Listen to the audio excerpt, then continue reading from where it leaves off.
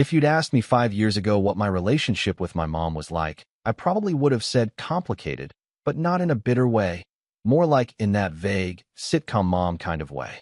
You know, the kind of mom who guilt trips you into visiting more often, who critiques your posture, your job, your haircut, your partner, and then hugs you so tight you forget she was ever being passive-aggressive. Back then, I still believed she meant well. I'm 29 now, and my name's Evan.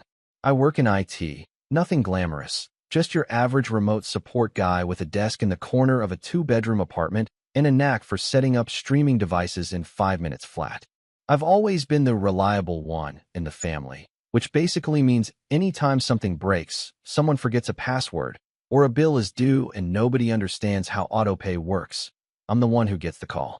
For the past 3 years, my mom's been riding the benefit train of that dependability. It started small, her asking if I could just help set up the Wi-Fi at her place when she moved into a smaller house after the divorce. I showed up with a router, hooked it up, and realized she didn't have any service provider yet. Next thing I knew, I was adding her address to my existing internet plan temporarily while she got back on her feet. That was 3 years ago.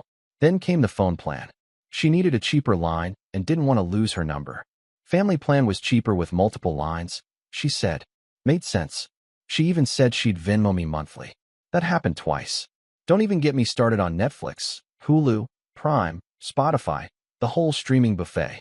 It was easier to just give her access than listen to her rant about how hard everything was now that she was alone. But here's the part one never saw coming. The favor she asked last month that set everything in motion.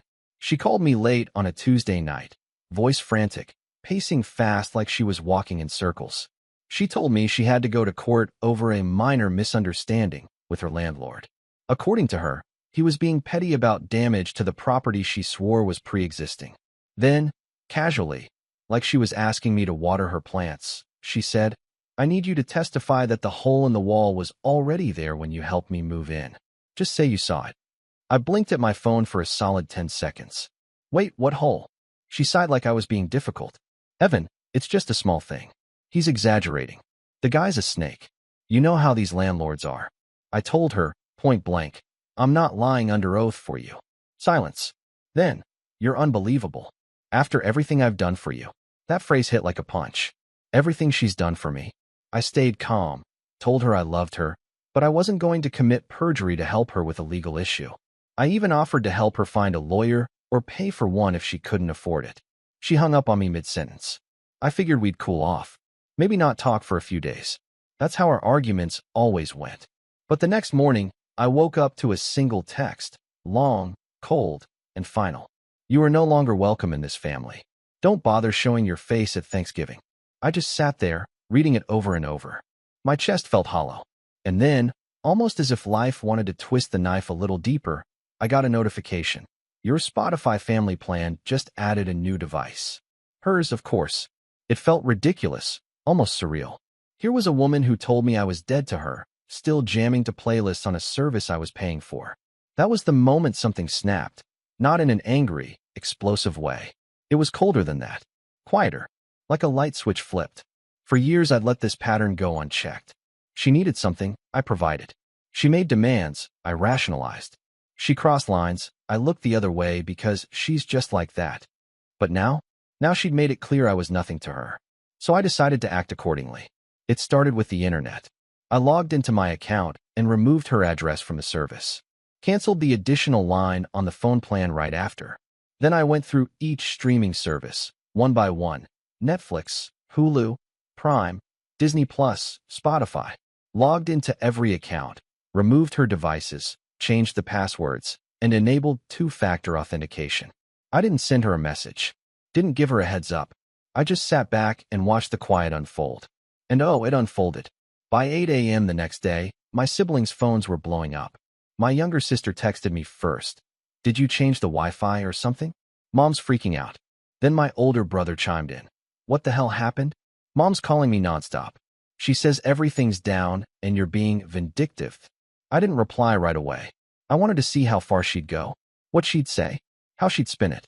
And when the voicemail started coming in, not from her, but from the rest of the family, I knew I'd struck a nerve. That's where things really started to turn. because what I thought was just a personal act of boundary setting was about to turn into a full-on family firestorm. I didn't answer my siblings' text that morning, not because I didn't care, but because I knew the moment I did, it would spiral into a group guilt session orchestrated by my mother from behind the scenes. That was her power. She didn't need to shout to control the room. She could make you doubt yourself with a sigh. She could turn your own words against you with a single, "I'm just so disappointed." And right then, I needed space to think. By noon, my brother Liam called me directly. "Dude, what's going on? Mom's losing her mind." I closed my laptop, leaned back in my chair. She told me I was out of the family, so I acted like it. He paused. "You cut off the internet, and the phone line, and the streaming services, all of which were in my name."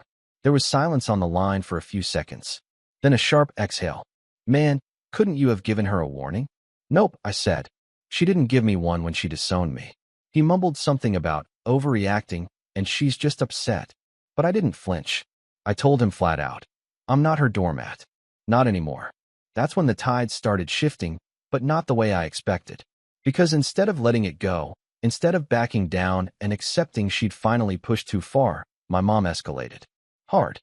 By that evening, my Aunt Marie, her older sister, texted me something like, "I don't know what's happening between you two, but your mother is devastated. Please call her." I ignored it. Then came a Facebook post. Not private, not subtle. A long, rambling message about how some people forget where they come from once they get a paycheck, and families fall apart when selfishness takes the wheel. I didn't need to be tagged to know it was about me. My cousin Rachel sent me screenshots within minutes. Still, I stayed quiet. Until the group chat started up. We had a family group thread called Sunday Roast. Me, my mom, my siblings, a couple of aunts and cousins. It had mostly been used to coordinate family dinners, wish happy birthdays, and occasionally share bad memes. That night, my mom used it as a stage. She sent a massive paragraph, like a mini monologue, about how some people don't appreciate sacrifices, how she was a single mother who gave up everything, and how, after raising 3 ungrateful children, she's left with silence when she needs support the most. What struck me wasn't just the guilt trip, it was how she painted herself as the victim. No mention of the request to commit perjury. No mention of her own text disowning me. Just this passive-aggressive sob story designed to make everyone else question me. And it worked. My sister, Emma, jumped in with, "Wait, what happened? Did Evan really cut off the Wi-Fi because of a fight?" My mom replied, "It wasn't a fight, sweetie. It was betrayal." I stared at my phone, hands shaking, not with rage, but something heavier. Sadness, maybe. Or the kind of ache you get when someone you love rewrites the truth in front of an audience that's too polite or too afraid to question it. I typed one message and sent it without rereading. "I didn't betray anyone. I refused to lie under oath for you. And then you told me I was no longer part of this family." So I took that seriously. The chat went quiet. For about an hour. Then came the private calls. First Liam again. Then Emma. Then my cousin Jenna. All of them confused. All of them trying to piece together what had really happened. I explained the situation calmly to each of them. Every time, their voices dropped a little when they realized the truth. "Wait, she wanted you to lie in court?" Emma asked, stunned. "Yeah, just a small lie, apparently. And when you said no, she disowned you?" "Yup." Jesus. By the end of the night, the group chat was silent again. My mom hadn't replied since I dropped that message. She was probably on damage control mode now, reaching out one-on-one, spinning her narrative, planting seeds of doubt like she always had. I thought that would be the worst of it, that maybe she'd simmer down, realize she went too far, and let it blow over. But I underestimated her pride and her ability to twist a knife. A few days later, I got a letter in the mail. Not an email, not a text, a real letter, handwritten. 3 pages, front and back. It started with, "You have embarrassed me in front of this entire family," and spiraled into every grudge she'd ever held against me. Apparently, I'd always been emotionally distant. I never called enough. I acted like I was better than everyone else because I went to college while she worked 2 jobs. She even brought up that I didn't chip in for Emma's graduation party 6 years ago. Then the kicker, she said she was cutting me out of her will. I stared at that line for a long time. Not because I cared about the money. I knew she didn't have much, just the house she was struggling to maintain, a couple of antique necklaces, some savings. But because of what it meant. She wanted to hurt me, punish me, not for doing something wrong, but for refusing to play along. That was when I realized this wasn't just a flare-up. It was a line in the sand, and she was daring me to step over it. So I did. I started talking, quietly, but truthfully. When relatives reached out, I didn't sugarcoat anymore. I told them the full story, not with anger, just facts. That I'd paid for her internet, her phone, her subscriptions for years. That she never once said thank you. That she asked me to lie in court, and, when I refused, she cut me off. Some people were shocked. Some were sympathetic. A few just didn't respond. But slowly, the mask started to slip. The more people knew, the harder it became for her to play the victim. And that's when the real betrayal happened. Emma called me one night, sounding shaky. She said, "Mom asked me to testify for her." I felt like the air had been knocked out of me. "What?" She said, "Since you won't do it, she needs someone she can trust." And she wanted me to say I saw the damage, too, even though I never did. My chest tightened. "And what did you say?" I told her no, that I wouldn't lie either. And she screamed at me. Screamed, "Evan." She said I was turning on her, that I was choosing you over family. That was the moment it all came into focus. This wasn't about internet bills or streaming passwords. It wasn't even about court.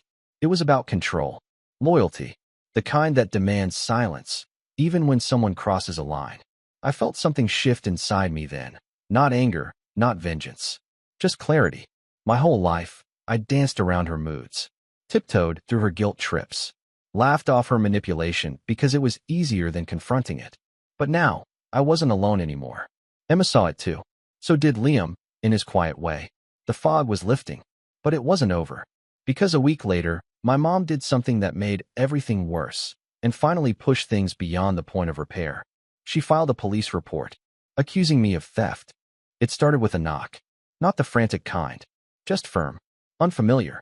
I opened the door expecting a delivery. Maybe my neighbor needing help with Wi-Fi again.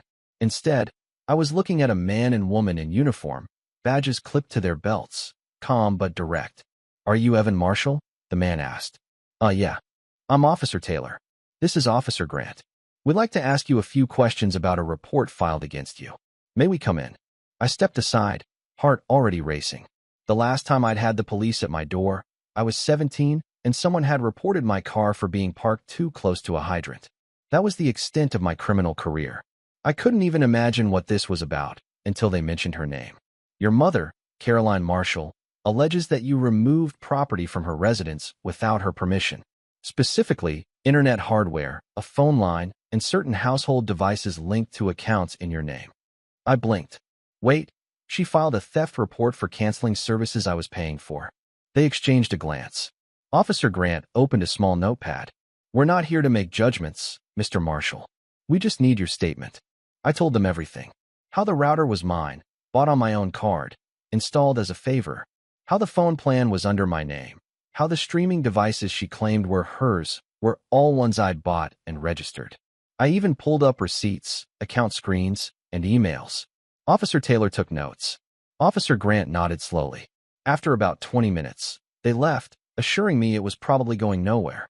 "Honestly," Taylor said as he stepped outside, "these kinds of reports usually don't hold water when they involve family and shared services." But she insisted we follow protocol. I stood there in my doorway after they left, feeling like a hollowed-out version of myself. I wasn't angry. I wasn't even surprised. Just tired. So deeply tired. The betrayal felt like cement hardening around my chest. Not just because she filed the report, but because she did it knowing exactly how it would affect me. She knew I hated conflict. She knew how much I valued my reputation, my record. She knew I wasn't the kind of person who could shrug off an accusation like that. She wanted to scare me, humiliate me, control me one last time. And in that moment, it worked. I didn't leave my apartment for 2 days. I ignored calls from friends. Stopped replying to Emma, even though she kept checking in. I barely ate. I kept playing the scene over and over in my head. What if the cops had believed her? What if I didn't have receipts? What if she lied better than I could prove the truth?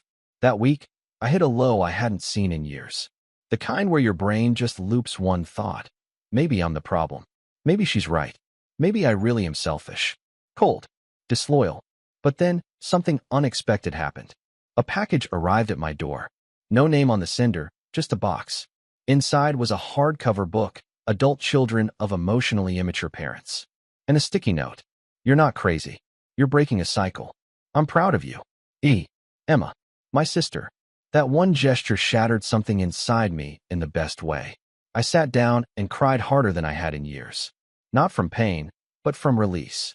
It was like someone had reached into the dark room I'd been locked in and cracked open a window. Over the next few weeks, I began to rebuild. Not dramatically, not all at once. Quietly, I got back to work. Refocused on the small IT business I'd been building on the side. Remote consulting for elderly clients who didn't know their way around modern devices. I'd been dragging my feet for months, unsure whether to really lean in. But now, I leaned.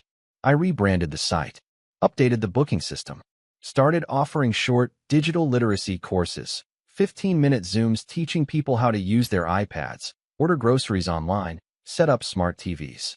It blew up faster than I expected. One client referred another, then another. Within a month, I had more business than I could handle solo. And here's the thing, I wasn't doing it to prove anything to her. This wasn't revenge. It wasn't some cinematic rise from the ashes montage where I bought a mansion and slammed the door in her face. It was just healing. I started therapy, not the free kind from apps. Real, weekly sessions. For the first time, I talked openly about growing up with her. The manipulation. The way love always came with strings. The constant need to earn my place in the family. My therapist said something that stuck. You're not grieving a mother. You're grieving the idea of one. The one you hoped she'd become. That sentence became a compass. I began reconnecting with people I'd drifted from. Friends who I'd blown off because family always came first. Coworkers I'd avoided because I was too emotionally fried to make small talk. Even Liam started coming around again, quietly, awkwardly, but genuinely. He never apologized on Mom's behalf. Just started showing up. We'd grab lunch, talk shop, share silence without pressure. Emma, meanwhile, became my anchor. We started doing Sunday dinners together, just the two of us. Cooking new recipes, watching bad movies. Laughing like siblings again instead of allies in a Cold War. And my mom, she went quieter. After the police report fizzled, no charges, of course, she stopped reaching out. Not even a holiday text. She must have realized her narrative wasn't holding up. That people were beginning to see the cracks. And maybe that scared her. Or maybe she just couldn't face the idea that she'd lost control of me for good. But I still thought about her. Late at night. In quiet moments. Not out of longing, but out of curiosity. Did she regret it? Did she believe her own version of events? Did she think she was the victim? The hero? Or did she know exactly what she was doing the whole time? It didn't matter anymore. Because slowly, gently, I was learning to let go of needing an answer. And that, more than anything else, was the beginning of real peace. But the past has a funny way of knocking again just when you stop waiting for it. Because one Thursday morning, I got a voicemail from Emma. Her voice was tight, conflicted. Hey, weird news. Mom asked to meet. Says she has something to make right. I don't know what it is, but I think you should hear it too. I listened to Emma's voicemail 3 times before I called her back. The idea of my mom wanting to make something right felt more like a trap than a truce, but the tone in my sister's voice, cautious, almost nervous, was what caught my attention. Emma wasn't naive. If she was spooked, there was a reason. We met that night at our usual spot, her apartment, over pasta and boxed wine. She played the voicemail for me. This time, it was Mom's voice, low and oddly formal. Emma, I'd like to talk. No fighting, no drama. There are things I want to explain. If Evan is willing to come too, that would be best. I've made mistakes. I see that now. It was the kind of message that sounds like an apology if you don't listen too closely. But I knew her too well. My mom didn't do apologies. She did rebranding. She did optics. That message wasn't a white flag. It was a chess move. Still, I said I'd go. Not because I believed her, but because it was the first time she had extended an invitation since she kicked me out of the family by text. And when someone like her reaches out after months of silence, it means they want something. And I wanted to know what. We agreed to meet that Saturday. Neutral ground, Emma's apartment. I didn't want her in my space, and Emma refused to go to hers. She showed up on time, hair done, makeup perfect, wearing the kind of forced smile expression she reserved for church and parent-teacher conferences. Evan, she said like we were acquaintances at a wedding. You look well. I nodded. You look composed. She set her purse down on the counter, took a long breath, and got right into it. I've been doing a lot of reflecting. Therapy, journaling, talking to my pastor. I realized I may have acted rashly. Rashly, not wrongly. Classic. I was hurt, she continued, and I said things I didn't mean. You were always the logical one. Always so black and white. I think I needed more grace than you were willing to give. There it was. The subtle shift. Her mistake was really mine, you see, because I didn't give enough grace. I kept my face still. Let her keep talking. I want to put it all behind us. Family is family. And I've been thinking about what happens, long term. Health stuff. Estate stuff. Oh, there it was. She pulled out a folder. Actual papers. Not metaphorical. Legal looking. I'm updating my will, she said. I want to make sure things are clear. Avoid misunderstandings. I've spoken with a lawyer, and I thought it best if we all had the same information. She opened the folder and pulled out a copy. I didn't touch it, just watched her hands move. I'm naming Emma as my medical proxy, she said. An executor of the estate. But I want you both to know you're both in it. Equal shares. The house, the savings, the heirlooms. I don't want any more division. She looked up at me like this was a gift. A ribbon-wrapped olive branch. Emma read the room faster than I did. What's the catch? She asked. Mom blinked. Excuse me. You didn't call us here just to tell us you're being generous. You're not generous. You're strategic. So what do you want? Her face tightened for a split second, then smoothed. I want peace. I turned to Emma, who met my eyes with a look that said, she's lying. But we play along. So I nodded. Smiled even. Thank you. It means a lot. Mom left an hour later, clearly pleased with herself. I could feel it in the way she hugged Emma too long, and in the glance she gave me before leaving. As if to say, see, I'm still in control. But once the door shut, I sat down and stared at the folder. Something's off, I said. She wants something. This is leverage. Emma sat across from me, arms folded. So what do we do? That's when I made a decision. I wasn't going to wait for the other shoe to drop. This time, I was going to get ahead of her. Over the next few weeks, I started doing my homework. First, the lawyer. A quick search of the names she'd mentioned, Thompson and Brooks, led me to a bare-bones website. I called, pretending to be interested in estate planning. Asked about their process, their rates, and then I casually dropped her name. Oh yes, the assistant said. Caroline Marshall. She's finalizing a transfer of deed. That phrase hit me like a slap. Sorry, I said, forcing my voice to stay calm. Did you say transfer of deed? Yes, the assistant replied. The property title. Just needs the signatures from both parties. I hung up after that, adrenaline buzzing in my ears. She wasn't just rewriting her will. She was trying to transfer the house. And she needed my signature. That's what all of this had been about. The apology. The will. The sudden interest in fairness. It was bait. And I almost bit. I called Emma immediately. She's trying to move the house. What, she said. Like sell it? No. Transfer the deed. To someone. Maybe you. Maybe a trust. I don't know yet. But she needs my signature for it. That's why she brought us together. She was buttering us up. Emma let out a low whistle. Wow. Yeah. We sat in silence for a few moments. Then she asked, what do you want to do? I leaned back in my chair, staring at the ceiling. I want to let her think she won. So that's what we did. The next time we met, I played my part perfectly. I asked polite questions about the estate.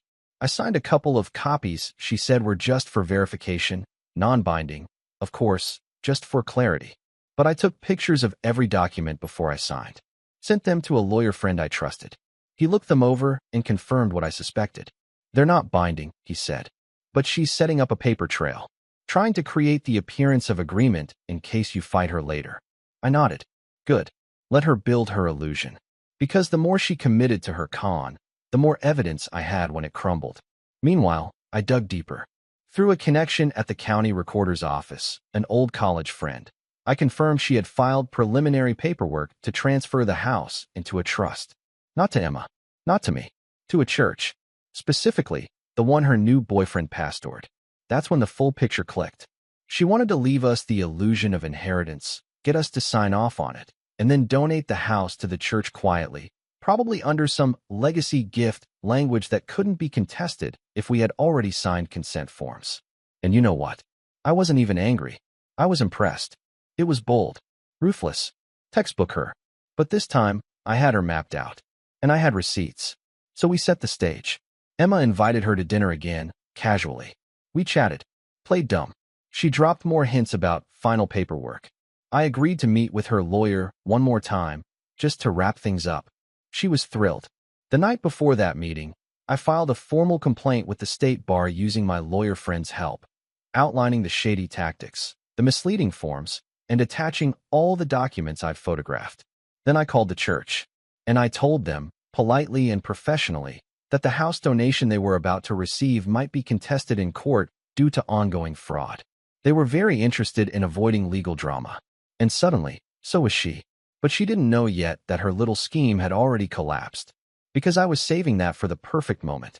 The moment I'd tell her, calmly, with a smile, that I knew everything, that I'd already spoken to her lawyer, that the church was backing off, that she had no deal, no leverage, and no more illusions left to peddle. And when I dropped that final card, I'd make sure the whole family was watching. I picked the day carefully. A Sunday afternoon, neutral, harmless, unassuming. The kind of day that gave the illusion of peace. It also happened to be the day of the monthly family lunch, a tradition Mom had tried to reinstate ever since she launched her faux apology campaign. She'd invited me and Emma to join, with the usual message. Let's move forward as a family. Life's too short. Emma had hesitated. You sure you want to do this? I nodded. Yeah, I'm done dancing around her games. Let's finish this. We arrived at her house a little early. She opened the door with her usual performance smile, tight and rehearsed. Emma, come in. I made that lasagna you love. I smiled politely. Smells great. She'd even set the table nicely. Candles, folded napkins. The good dishes she only pulled out for holidays or guilt tripping. Liam was already there, along with a few cousins and Aunt Marie. Everyone was acting like the last few months hadn't happened. Like the woman who'd called the police on me was just a sweet matriarch serving garlic bread. I waited until we were halfway through lunch. That's when I set my fork down. I want to talk about the house, I said calmly, wiping my mouth with a napkin. The table paused.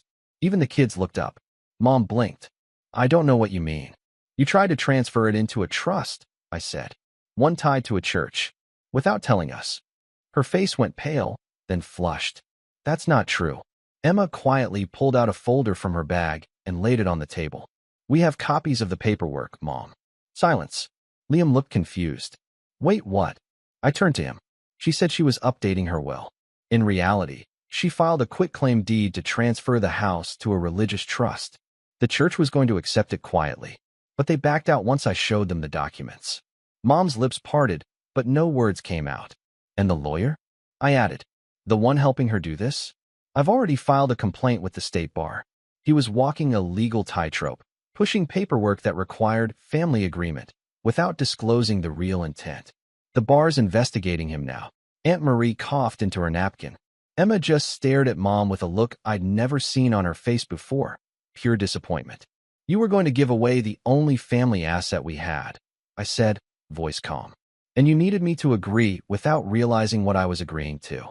That's why the apology, the will, the peace offering. It was all just a smokescreen. Mom tried to speak, but I raised a hand. Not angry, just final. I'm not here to argue. I'm here to inform. This stops now. Liam finally spoke, slowly.